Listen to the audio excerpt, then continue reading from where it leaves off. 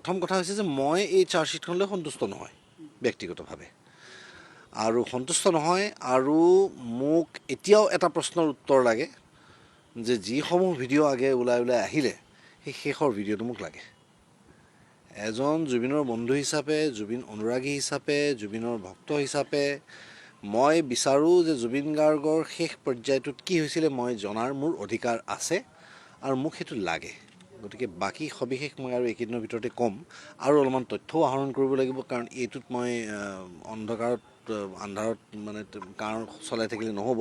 গতিকে অলপমান মই ভালকৈ আৰু অলপমান চাই লওঁ মই আজিৰ তাৰিখত কেৱল এটাই কথা কওঁ যে মই সন্তুষ্ট নহয় এই কথাটোত আৰু ৰবিতা চাৰ্জশ্বিটত এটা কথা ওলাইছে যে জুবিন গাৰ্গ একেবাৰে সাগৰৰ পাৰত ৭৫ মিনিট পৰি আছিলে বুলি ওলাইছে ইতিমধ্যে সেই চাৰ্জশ্বিটত সেই কথা প্ৰকাশ পাইছে আৰু তেওঁক কোনো চিকিৎসাই নকৰিলে বুলি কৈছে সেই গোটেই মই কি ক'ম আমি আৰম্ভণিৰ পৰাই এই তদন্ত আৰম্ভ হোৱাৰ আগতেই আমি যিবোৰ ধাৰণা কৰিছিলোঁ সেইবোৰ ধাৰণাই সঁচা হৈছেগৈ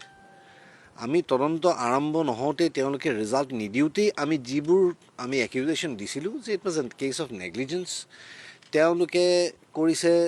যিটো ধৰণৰ কাম সেইটো কাম মানে খুব এমেচাৰাছ হৈছে সেইটো প্ৰফেশ্যনেল এজন মানুহৰ হেণ্ডলিং তৰিকা নহয় গতিকে যেতিয়া এজন মানুহক মই যদি নিজে হাতেৰে ডুবাই মৰা নাই পানীত কিন্তু ডুবি থকা মানুহ এজনক যদি মই পাৰিও সহায় কৰা নাই সেইটো কিন্তু সমান্তৰালভাৱে দোষী বুলি মই বিশ্বাস কৰোঁ গতিকে মোৰ দৃষ্টিত বহুত কথা বহুত প্ৰশ্নৰ মোৰ হেৰি হোৱা নাই কিন্তু মই শুনিবলৈ পাইছোঁ এতিয়াও মই ভালকৈ গম পোৱা নাই এই কথাষাৰ মই শুনিবলৈ পাইছোঁ গৰিমাই হেনো কথাটো একচেপ্ট কৰিছে যে তেওঁ হয়তো মই শুনিছোঁ নেকি তেনেকুৱা মই ঠিকেই শুনিছোঁনে বাৰু একচেপ্ট কৰিছে মোৰ সেই কথাটোও ভাল লগা নাই গৰিমা মোৰ বন্ধু হয় জুবিন মোৰ বন্ধু কিন্তু মোৰ কিন্তু ব্যক্তিগতভাৱে মই কিন্তু সন্তুষ্ট নহয়